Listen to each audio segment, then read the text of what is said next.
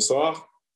Bonsoir l'amiral, bonsoir à tous, ravi de vous retrouver pour le best-of de la semaine, un best-of exceptionnellement en 2 parties. Débutons immédiatement avec la Roca Team, sacrée championne d'Europe vendredi. Tout au long de la semaine, nous avons reçu différents invités pour aborder cette équipe exceptionnelle qui vient de marquer l'histoire du club en décrochant son premier titre européen.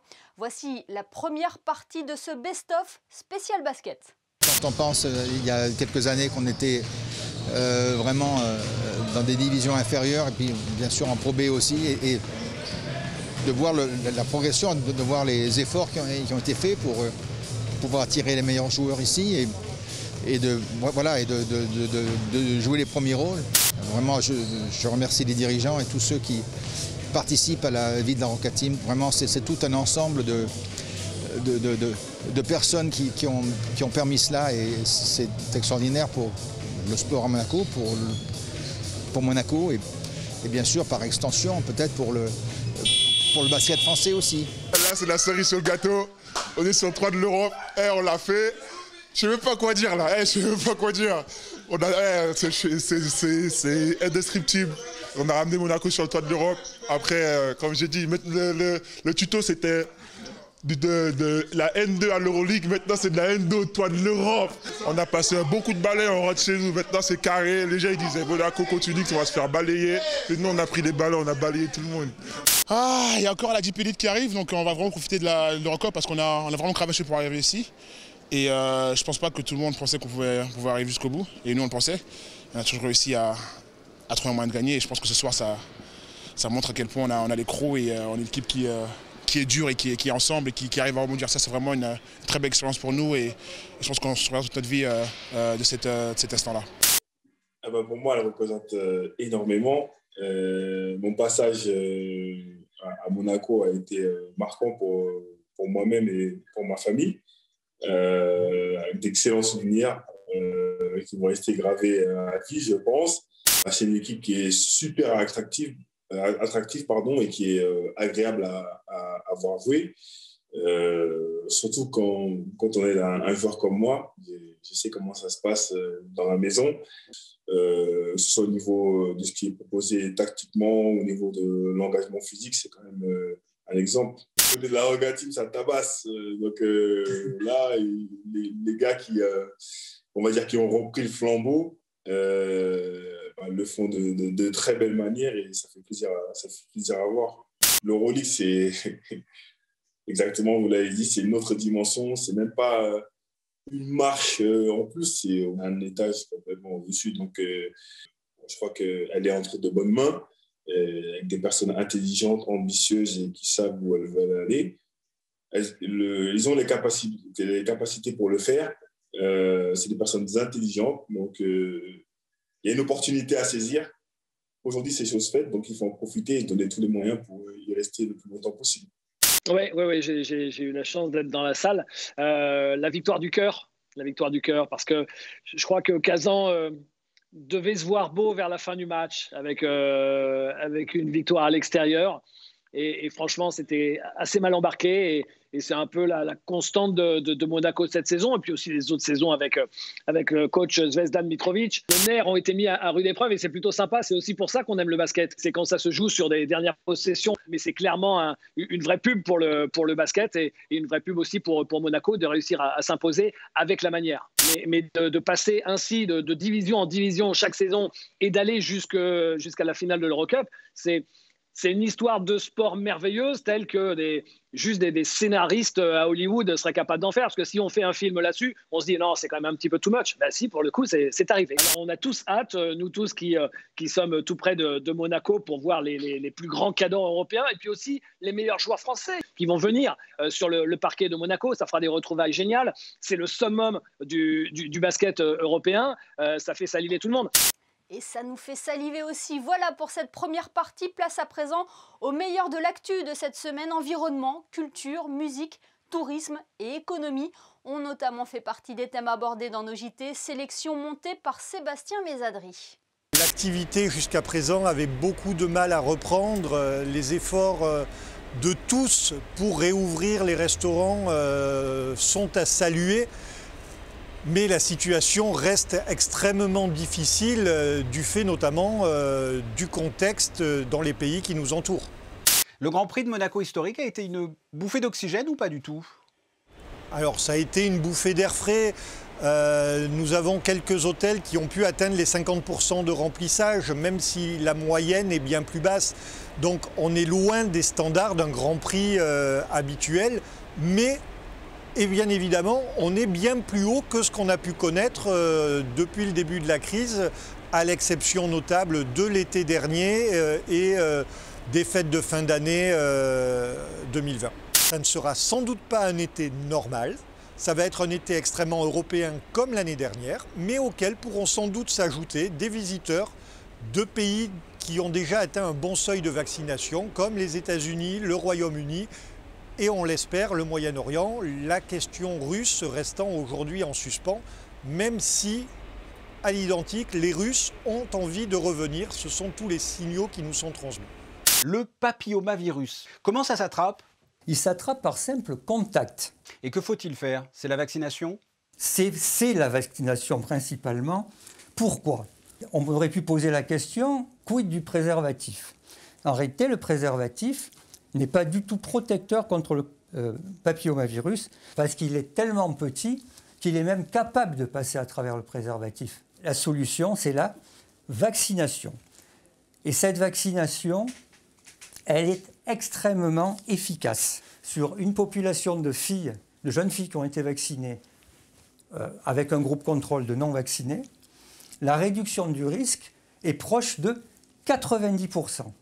Il faut savoir que le cancer de l'utérus est la principale préoccupation puisqu'on a proposé la vaccination aux filles. Elle représente effectivement 3000 cas environ par an, en sachant qu'il va entraîner environ 1000 décès par an. Donc un tiers de ces cancers entraînent un décès. C'est un immense honneur pour moi que d'être la marraine de cette promotion. On m'a fait cette demande alors que j'étais encore en course sur le Vendée Globe et j'étais assez surprise et à la fois vraiment honorée, comme je vous l'ai dit. Je trouve que c'est vraiment une formation de qualité ici à Monaco. Les élèves que je viens de rencontrer sont pleins d'énergie, ont l'air très motivés et du coup ça m'a fait encore plus plaisir de pouvoir les rencontrer en vrai dans ce contexte un peu particulier que l'on vit avec ce Covid. Partir avec le plus vieux bateau, c'était aussi un challenge en soi, mais je savais que c'était un bateau costaud, qu'il connaissait la route beaucoup mieux que moi parce que c'était mon premier tour du monde et qu'il m'emmènerait au bout de l'aventure. Et donc le contrat a été rempli en 111 jours, 17 heures et 3 minutes. Je suis donc 24e de ce Vendée Globe et 10e femme à l'avoir accompli depuis l'histoire de cette course et première femme méditerranéenne à l'avoir jamais tenté. Donc c'est une grande fierté, même avec un vieux bateau. C'est une aventure pendant laquelle j'ai pu vivre pendant 111 jours sans voir un seul être humain et sans voir la Terre seulement une fois au Cap Horn. Donc ça veut dire que j'ai vécu avec la vie sauvage pendant plus de 3 mois et ça c'est une chance extraordinaire. Circuit qui m'a fait aimer la course automobile puisque tout petit j'étais dans les paddocks et je glanais l'autographe et l'autocollant dans les équipes et avec les pilotes de l'époque. Donc c'est vrai que c'est tout un pan de mon adolescence et de mon enfance. Après techniquement c'est un circuit qui est fantastique. La particularité c'est qu'on y vit toute l'année. On y circule toute l'année, mais la configuration sans voiture stationnée, piste fermée, ça n'a absolument rien à voir. Cette année, c'était assez particulier pour vous. C'était en hommage au jeune pilote Antoine Hubert qui s'est tué à Spa-Francorchamps en 2019 en F2. Pourquoi vous vouliez lui rendre hommage? Vous aviez un lien avec lui, je crois. Hein. Oui, un lien familial puisqu'il partageait la vie de ma fille. Et oui, je voulais. Enfin, c'est une façon aussi de lui rendre hommage en montrant que malgré tout ce qui peut se passer dans une vie, la dette que l'on a avec ceux qui nous quittent, c'est de continuer à être ce que nous sommes et ce pourquoi ils nous ont aimés. Avant tout, le Grand Prix de Monaco, c'est le Grand Prix de l'année. C'est le Grand Prix le plus en vue de tout le championnat du monde. C'est la mise en lumière de la principauté. Aujourd'hui, hormis notre souverain, il n'y a que le Grand Prix qui montre la principauté dans le monde entier comme elle l'est vue. Eh bien écoutez, je dois dire avec fierté que nous avons réussi bon an mal an, malgré toutes les contraintes et les changements de contraintes et les difficultés, nous avons réussi à tenir notre plan d'action et notre saison absolument d'une manière impeccable. Nous avons réussi, malgré tout cela, à assurer grosso modo l'intégralité de notre saison. L'assouplissement des horaires de couvre-feu vont permettre de reprendre un peu, de retourner vers les horaires plus normales. Et donc ça sera le premier effet des mesures d'assouplissement. Et ensuite, on verra bien si les jauges si on peut aller avec des jauges à l'intérieur, le spectateur qui puisse être plus grande que celle que nous avons actuellement, qui nous permettra quand même aussi d'accroître les revenus de la billetterie, si vous voulez. On ne le dira jamais assez. Si vous voulez, nous sommes dans une situation extrêmement privilégiée, et là je dois reprendre et répéter constamment que nous sommes absolument extrêmement reconnaissants à notre souverain, le prince Albert II, et le gouvernement princier et la direction des affaires culturelles, qui nous ont permis, en faisant très attention et en respectant les mesures sanitaires strictement, de pouvoir continuer à exercer notre métier, et à nous produire et à partager notre art avec un maximum possible, le maximum possible de public. C'est un vrai défi dans le contexte sanitaire actuel de se produire sur scène? On ressent un peu la difficulté, mais en même temps, vraiment, grâce à le test chaque semaine, on continue à vraiment travailler. Et puis, pour ça, vraiment, je remercie notre directeur Jean-Christophe, tous les teams, famille, les ballets de Monte-Carlo, plus évidemment le gouvernement monégasque. Et puis, on est conscient qu'on a beaucoup de chance d'avoir les publics, de pouvoir danser devant les publics. Ça nous touche vraiment. Ça fait, je crois, 19e année que je suis dans cette compagnie. Donc voilà, je suis toujours très heureux de pouvoir danser. Et puis devant ces grands publics, je suis très heureuse. Justement, Mimosa, qu'est-ce que les ballets de Monte-Carlo représentent pour vous? C'est une seconde famille? Ouais, c'est exactement ça. Parce que, en fait, je suis partie à 15 ans de chez moi. Et puis, voilà, comme je vous dis, 19e année ici, c'est vraiment beaucoup de temps ici. Ça fait partie de ma famille, deuxième famille. Oui, ça fait tellement longtemps qu'on n'est pas parti. Et c'est vrai que nous, dans cette compagnie, c'est presque moitié d'année, on était partis en tournée. Donc, ça nous manque. Ça nous manque aussi de pouvoir voyager, et puis de voir d'autres cultures, d'autres nourritures, d'être aussi avec mes collègues, de voyager. J'ai hâte. De grands noms ont pris part à ce concert. Il y avait Herbie Hancock, par exemple. C'est vraiment la crème du jazz qui s'est réunie pour l'occasion. Il y a non seulement Herbie Hancock, il y a Marcus Miller, il y a Dee Bridgewater, il y a tous les grands stars de jazz et même de soul ou même de rhythm and blues et les jeunes aussi. Donc je pense que ça va être formidable ce soir.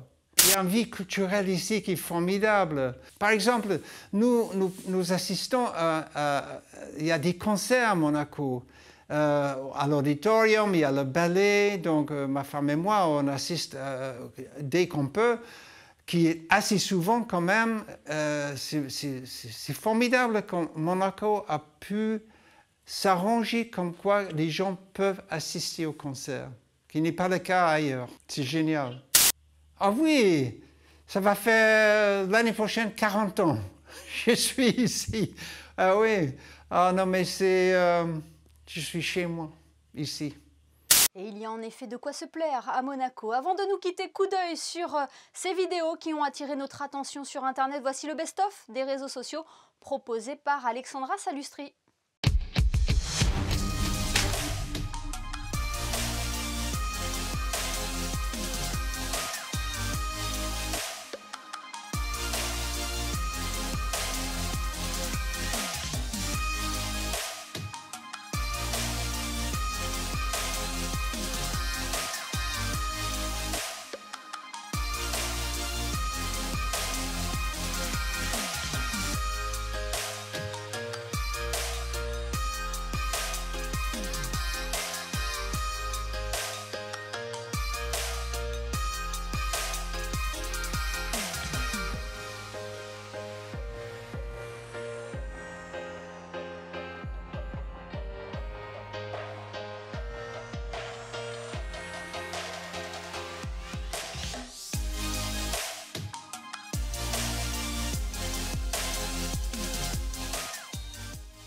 Le best-of est à présent terminé. Merci de nous avoir suivis. Rendez-vous demain pour un nouveau JT, de nouveaux invités pour que vous soyez les premiers informés. Excellente soirée à tous sur Monaco.